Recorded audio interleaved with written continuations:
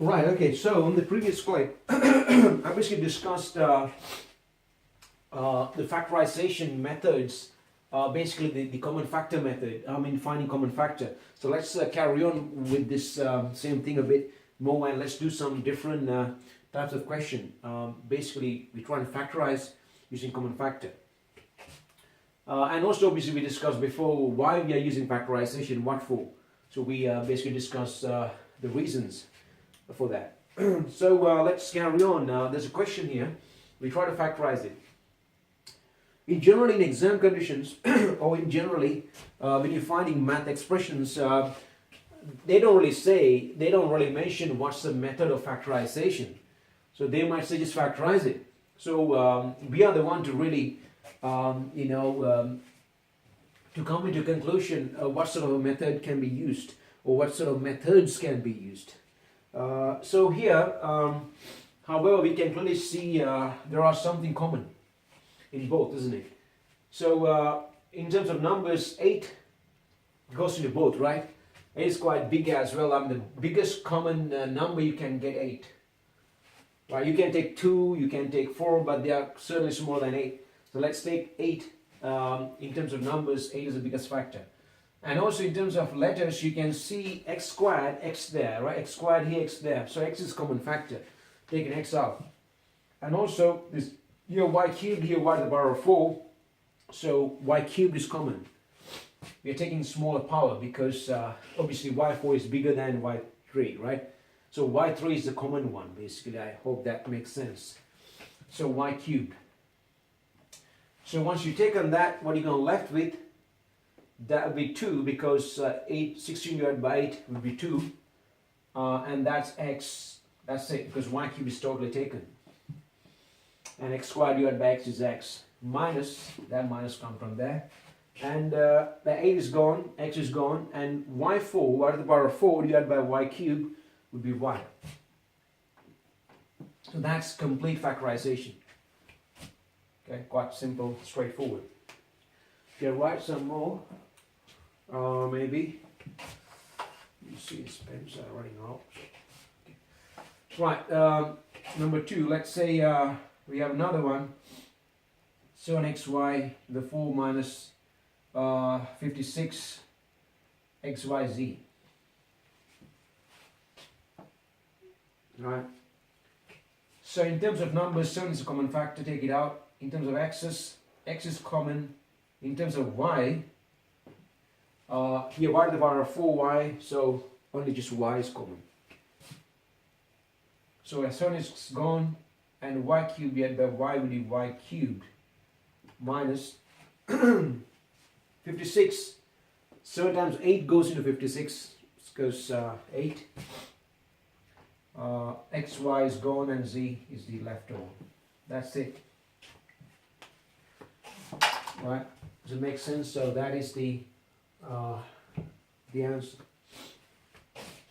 Now there are 2 other questions here written down.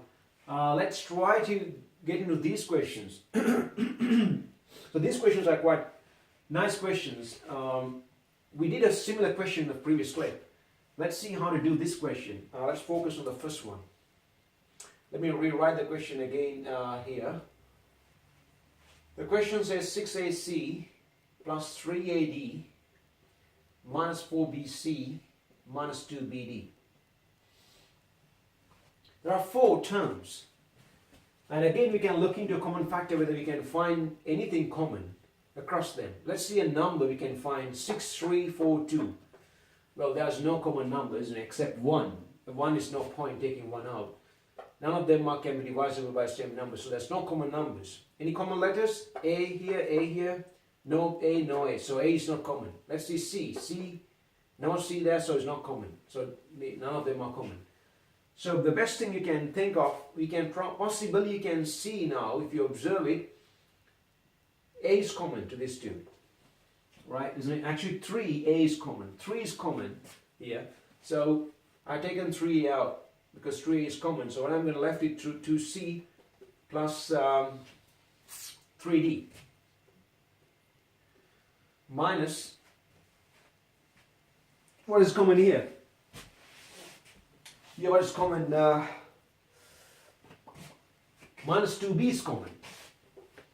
Right, minus 2b is common, is it? 2 is common, so b is common, minus 2b is common. So what are you going to get here? C plus d. Right? Oh, sorry, this here would be, maybe we did a mistake here.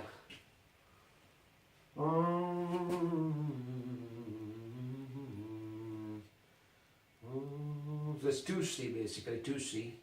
Right, because I've taken 2 out 2c and here must be just d. Right, okay. So 2c plus d, 2c plus d. Now we can see clearly there's a common factor here and here. 2c plus d, so we can take that out now.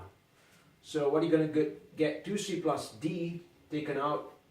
And what are you going to get when you've taken that out? You're going to left with 3a from there and minus 2b from here. That's it. It's complete factorization. Okay, that's basically it. And we can look into the other one as well.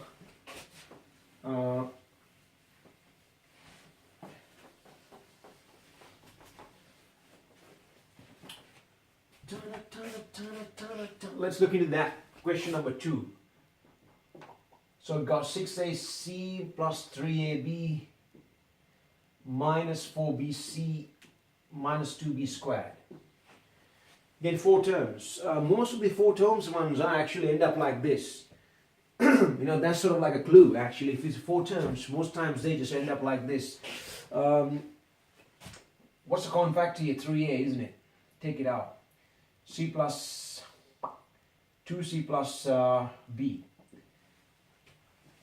3a, because a is a common factor, 3 is a common factor. You're going to get 2a plus, because why? 6ac divided by 3a would be 2c. Right? I hope that's clear enough. Let me explain this slowly again. Maybe it's a bit too fast. Right. Take this 2. Common factor a is common for real. That is common. And also 3 is common. Taken out. So a is gone. C is left. And 6 divided by 3 is 2. 2c. Then you can justify yourself. 3a times 2c. 6ac. So we got it right. And 3a is taken. 3ab is left. On the other hand here, what is common? Minus is common. Minus 2b, isn't it? If you take that out, you're going to end up having 2c plus b. Okay? 2c plus b. Because minus 2b times b is 2b squared. Minus 2b times 2c will be minus 4bc, so forth. So that's a common factor again. Gotcha? So 2c plus b is common for both of them. And you're going to get 3a minus 2b. That's it.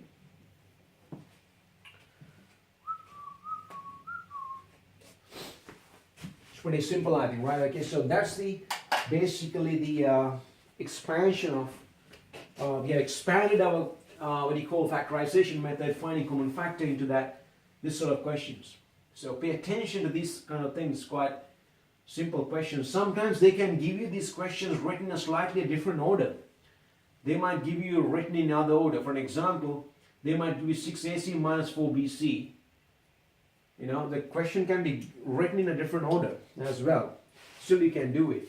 But I'm saying the question can be written in a slightly different order. Let's take the second question written in this order.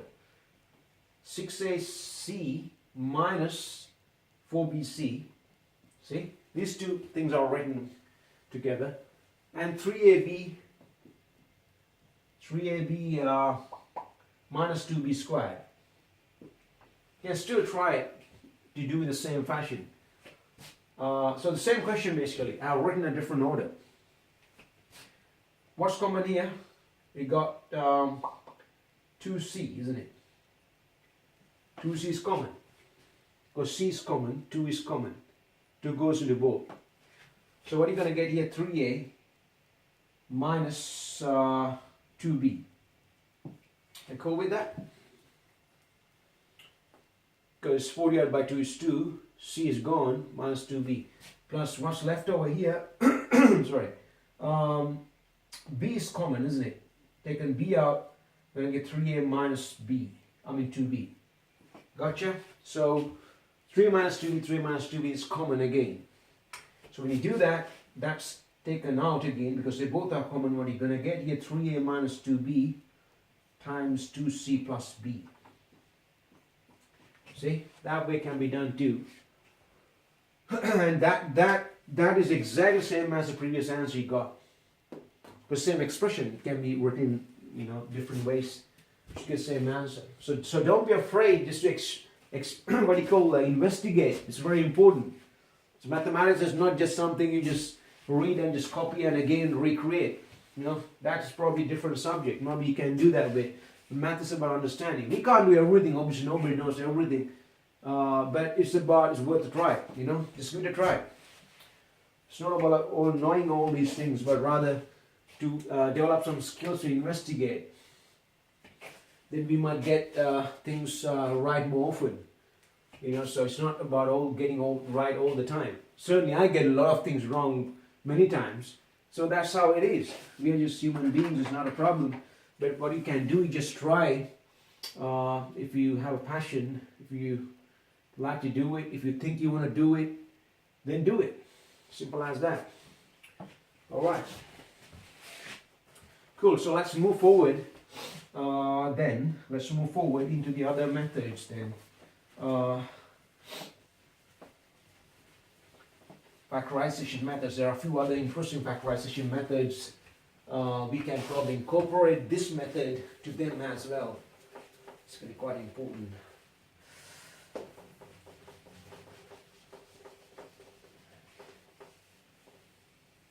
So we are done with common factor method. However, this is not to say that we are done and over with it. No. Because that's the basic method. We might find a common factor somewhere, so we better do it first. For example, a question like this. Where's my thingy bob? So, the spins are running out. Okay, cool. So let's say a question like this. We got x cubed plus, let's say 5x squared plus 6x. Now somebody's going to ask us to factorize this. Factorize this question, this expression. When you're factorizing it, the first thing you should look for whether there's a common factor. The first thing to look for is a common factor. Can we find a common factor here? Yes, we can find a common factor. X goes everywhere. It's taking it out. So what are you going to get here? X squared plus 5x plus 6. Now you see, this is partially factorized. So you see, it's very important to see there's a common factor. We can factorize this further using a different method. For an example, the inner, that bit, this expression can be factorized further using a different method of factorization. We can learn that one in a minute, and that's quite important. Okay, so that's what I'm saying. For example, let's say somebody's going to forget to take a common factor out here, then the person won't be able to factorize this at all. Using the other method. So that's why it is very important. Start from the basics. Start from the very beginning of factorizing. If you see a common factor, take it out. Another one, even things can look very easy when you do that, taking a common factor out. For example, let's say we have something like this. 5x squared plus 25x plus 30. Now somebody's going to ask us to factorize this completely. This is not complete, alright, this is not complete, this is partial. We'll come to that a bit later on. Now you see we can again see 5 is a common factor. So once you've taken that out, you will see this expression become very simple, very, much more handleable. See, that looks pretty simple comparing the previous function, isn't it? So I would say if you can see any common factor, take it out. That's the very first thing you should do. Okay? Right, cool. So then the next clip, I'll explain to you the second method of factorization, especially with quadratic functions, this kind of stuff, how to factorize this kind of quadratic expressions. Alright then, it's cool. I think it's enough for the time being. And I would say, let me give you one or two questions actually you can factorize when you have some time. Try these things to factorize.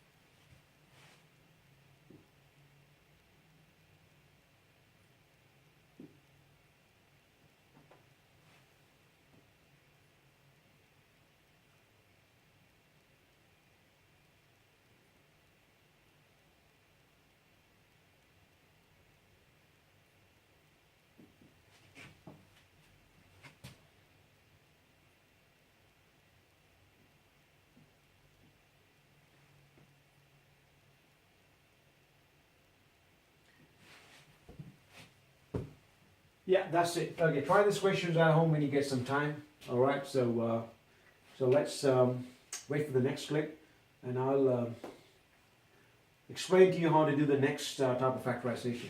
All right then. So it's enough for the time being.